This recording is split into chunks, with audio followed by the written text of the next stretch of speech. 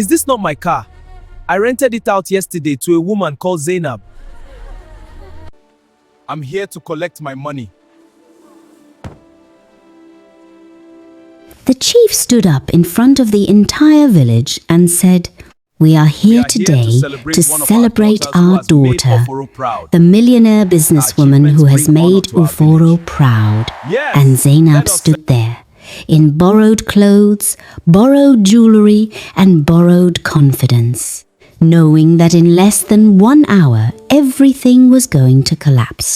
Before we begin Zainab's story, please take a moment to like, share, and subscribe to our channel. It really means a lot to us. Thank you for your support. Now sit down well, relax, and let's begin. The village of Uforo sat quietly between two hills in the heart of Edo State. It was the kind of village where everybody knew everybody, where your grandmother's business was also your neighbor's business, where news traveled faster than the wind, and shame, once it landed, never fully left. Zainab Erhimwansa grew up in Uforo, the second of 4 children. Her father, Papa Erhimwansa, was a farmer, a hard-working man with cracked hands and a soft heart. He grew yams, cassava, and plantain. Not enough to make the family rich, but enough to keep them fed. And in Uforo, being fed was already something to be grateful for. Zainab was the bright one, the sharp one. From childhood, she had an energy about her that was impossible to ignore. Quick with words, fast with numbers. She could solve an arithmetic problem before the teacher finished writing it on the board.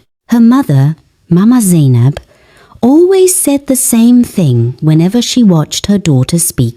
This girl was born for big things. God did not waste his time when he made her. Zainab heard those words her whole life, and she believed them deeply, perhaps too deeply. She finished secondary school and scraped together enough money to move to Benin City.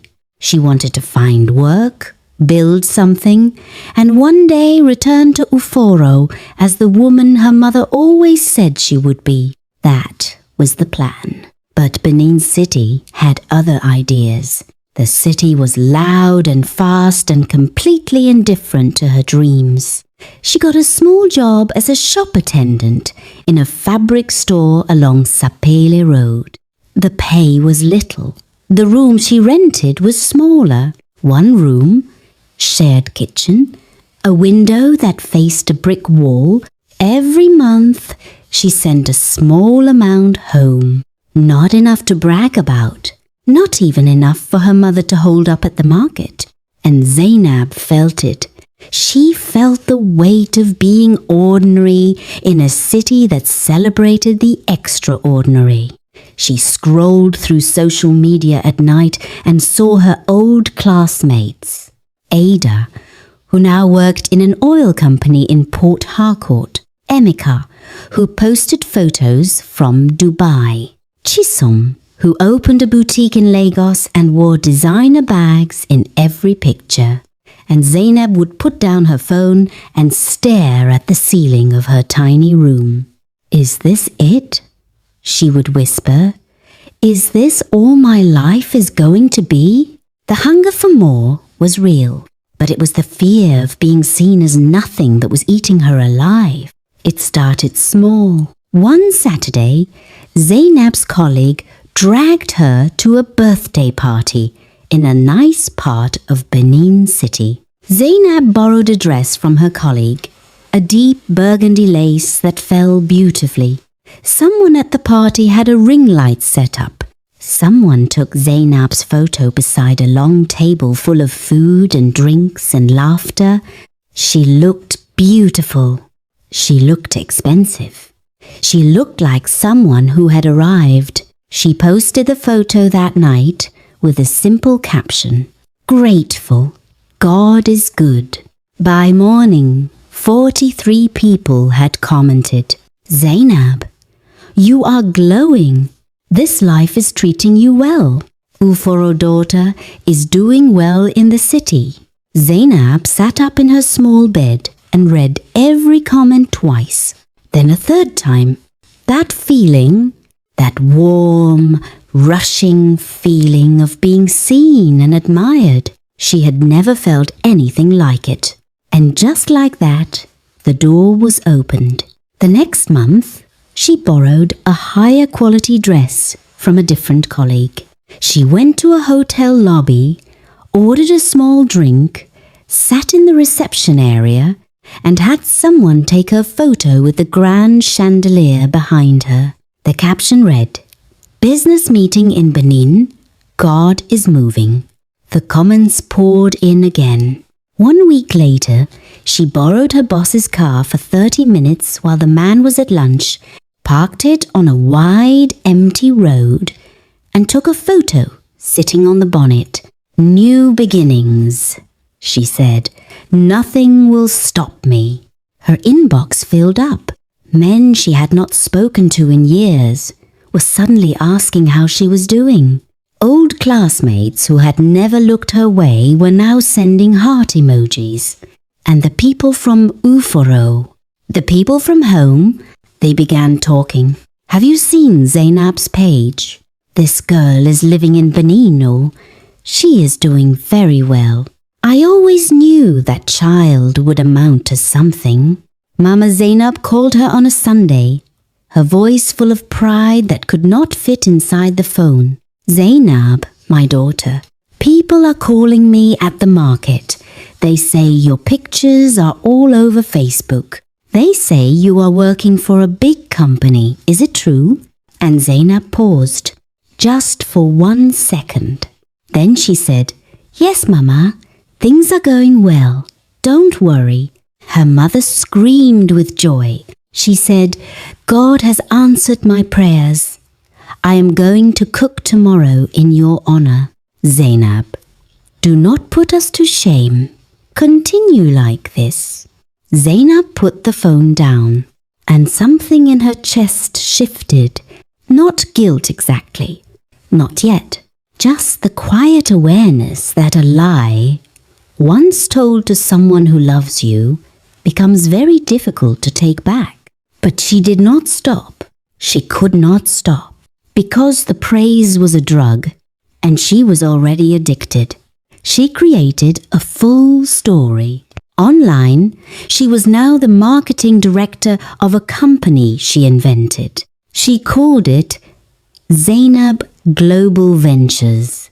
She made a logo.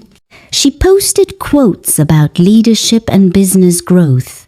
She shared fake motivational updates. Just closed a big deal. God is faithful. She borrowed a friend of a friend's apartment in a nice estate for one afternoon and took 15 photos in different outfits. She spread those photos over the next 3 months, 1 per week, carefully spaced. She started a small loan to buy 2 human hair wigs and a second-hand designer bag, because the image had to be consistent, because now thousands of people were watching. And in Uforo, her name had become something. Children pointed at her photo on their parents' phones. Women at the market would say, "Zainab Himwanse. That girl left this village with nothing, and look at her now." The local pastor even mentioned her by name during a Sunday sermon. Look at what God can do. Our own daughter, doing big things in the city. Zainab heard all of this from her mother and brothers in weekly phone calls, and each time she heard it, the lie grew a little bigger to match the praise. She told herself it was temporary. She told herself she would build the real thing soon. She told herself that one day the life in the photos would become the actual life she was living. She told herself many things at night in that small room. But the ceiling never answered her back. Then one day, Mama Zainab called with news that made Zainab's heart stop. "Zainab, the chief has heard about you." Chief Ogimwanyi himself. He called a meeting with the village elders. They want to honor you. They are planning a big ceremony. The whole village is invited. The church, the school, even the local television station from Benin City is sending someone. They say you have made Uforo proud and they want to celebrate you properly. Silence.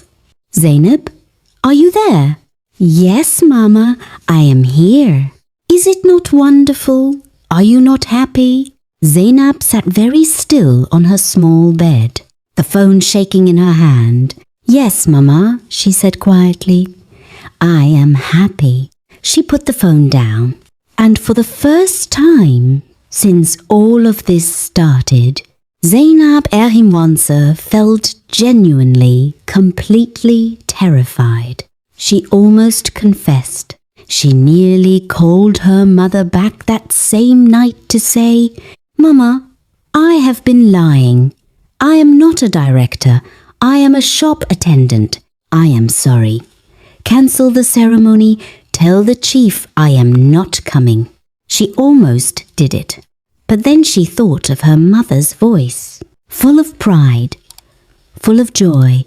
That sound her mother made when she said, the whole village is proud of you. And Zainab could not do it. So instead, she borrowed. She borrowed more money. She called a man she knew who rented luxury cars to content creators and paid for a Mercedes-Benz for 3 days. She went to a thrift store in Benin and spent carefully, buying things that looked expensive from a distance. She rehearsed her speech. She practiced the way a director would walk, would sit, would wave to a crowd. And on a Friday afternoon, she drove into Uforo in a rented Mercedes, music, wearing a dress she could not afford, with a handbag that was not hers, and a smile that was held together entirely by fear. The village received her like a queen. Children ran alongside the car. Women ululated. Neighbors pressed their faces against the compound fence. Her mother came out of the house with tears streaming down her face, arms stretched wide, screaming her name to the sky. My daughter, she has come back. Uforo, come and see. My daughter is here. Zainab stepped out of the car and hugged her mother. She held that woman so tightly, not because she was happy, but because she was already preparing to say goodbye to the version of herself her mother believed in. The ceremony was held the next afternoon under a large canopy in the village square. Every plastic chair was filled. The chief sat at the front in his full regalia. The pastor was there, the teachers from her old school, women from the market, men from the farm, and yes, a young man in the back row with a camera and a press badge from a Benin City news station. One by one, people stood up and said beautiful things about Zainab, about how she had left with nothing, about how she had built herself without help, about what her success meant for every young girl in Uforo who dared to dream. Zainab sat at the high table and smiled through all of it, nodded, waved, blinked back something that was trying very hard to become tears. And then the chief rose, and the chief spoke those words. We are here today to celebrate our daughter, the millionaire businesswoman who has made Uforo proud. And the crowd erupted. It was in that exact moment of applause that a car horn sounded at the entrance of the square. A man in a white agbada stepped out. He walked into the ceremony slowly, calmly. His eyes moved around the square until they found what they were looking for. The Mercedes. He walked straight to it, touched the bonnet, looked at the license plate. Then he looked up and found Zainab's face in the crowd. He raised his voice just enough for the people nearby to hear. "Is this not my car?" The silence started from the edges of the crowd and moved inward like a wave. "This is my car. I rented it to a woman yesterday. I came to collect my payment. She gave me a contact in the village called Uforo. Is this not Zainab Ehimwansa? Is she not here?" Nobody moved. Nobody spoke. The chief turned to look at Zainab. Her mother turned to look at Zainab. The pressman in the back row raised his camera, and Zainab's face, carefully composed for hours, finally, completely broke. She stood up. She did not run. She did not shout. She just stood up from that high table in front of the entire village, and for the first time in a very long time, she spoke the truth. "I am not a millionaire." Her voice cracked on the last word. "I am not a director. I do not own a company. I work in a fabric shop on Sapele Road. I earn 35,000 naira a month. The car is rented. The bag is not mine. The photos, all of the photos, were not my life. They were what I wished my life looked like." The silence that followed was the loudest silence Zainab had ever heard. Her mother slowly sat back down, as if the air had been pulled out of her. An elder cleared his throat. A woman somewhere in the crowd made a small sound, and then the murmuring began, the way it always begins in a village. Low, then louder, travelling from row to row. Did she say she lied? All these years? And her mother was bragging at the market. Jesus! Zainab stood at that table and let all of it land on her. Every whisper, every shaking head, every pair of eyes that had just shifted from pride to something colder. She looked at her mother. Mama Zainab was not crying. She was just sitting very still, looking at her hands. The way a woman looks when she is trying to decide if what she just heard was real. That image, her mother's face, that was the thing Zainab would carry the longest. Not the shame, not the whispers. Her mother's face. She walked out of the village square.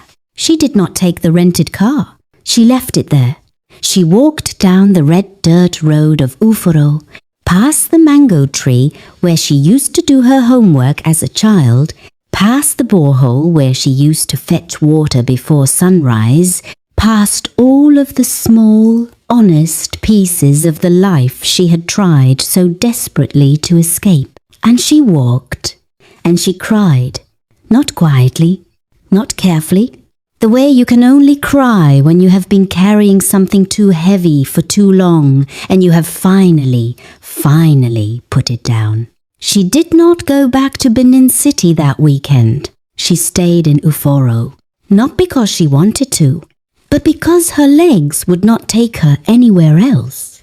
She slept in her childhood room, the old mattress with the spring that poked, the curtain with the faded flower pattern, the smell of her mother's cooking drifting under the door. For 2 days, Mama Zainab did not speak to her. On the third morning, her mother came into the room with a plate of yam and egg sauce. She set it on the small table beside the bed. She did not say anything. She just sat on the edge of the mattress. And after a long silence, she spoke. "Zainab, what were you running from?" Zainab looked at her mother. "I was ashamed, Mama, of being small, of sending home little money, of seeing everyone else looking like they were winning while I was still struggling. I just wanted you to be proud of me." Her mother was quiet. Then she said something Zainab did not expect. "I was already proud of you." She said it simply. No drama. No performance.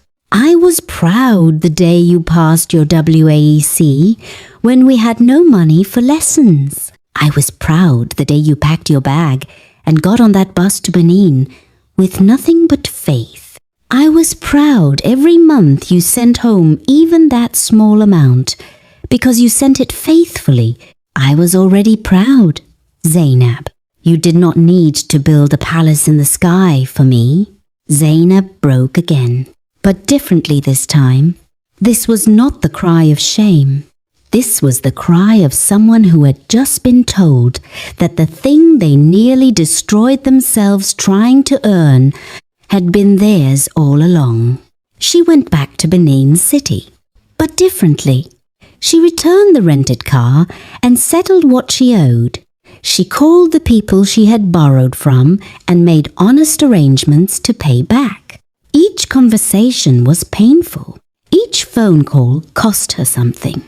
But she made them all. She started a small roadside trade. Fabric offcuts she bought cheap and resold to tailors. It was not glamorous. It was not the kind of thing you could post online and collect 100 comments. But it was hers. Month by month, she grew it. She used the sharp mind her teachers had always praised. She kept records. She tracked her profit.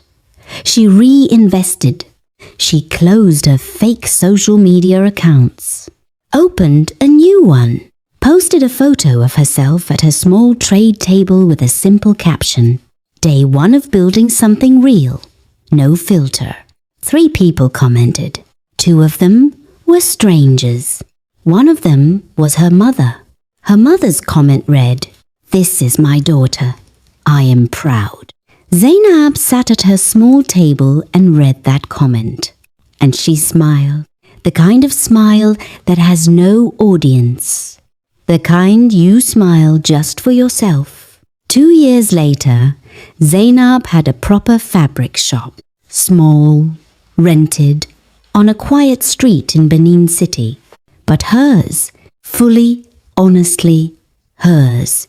She returned to Ufuro for her younger sister's graduation. She came in a taxi. She wore a simple dress.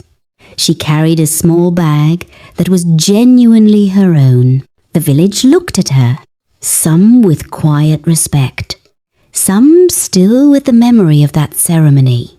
But the chief himself, that old man who had stood up in full regalia and praised her name, he was the first to walk toward her. He reached out his hand. "Zainab," he said, "the girl who came back and told the truth in front of everyone. That took more courage than any millionaire can buy. You are still our daughter.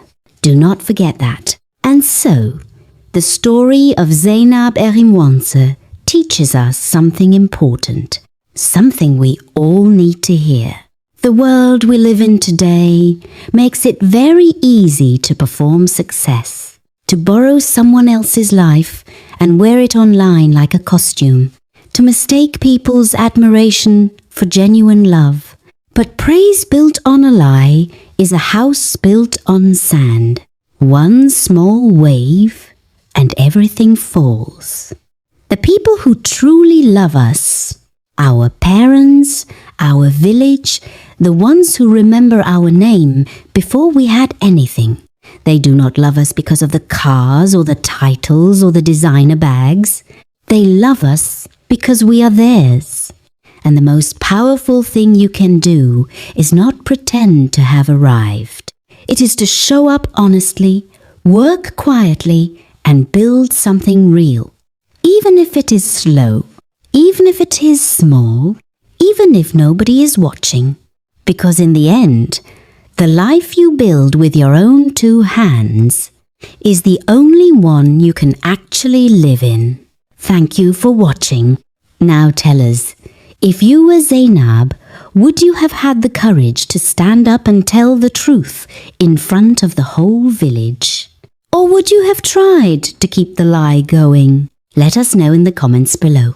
And if this story touched you, please like, share, and subscribe to our channel.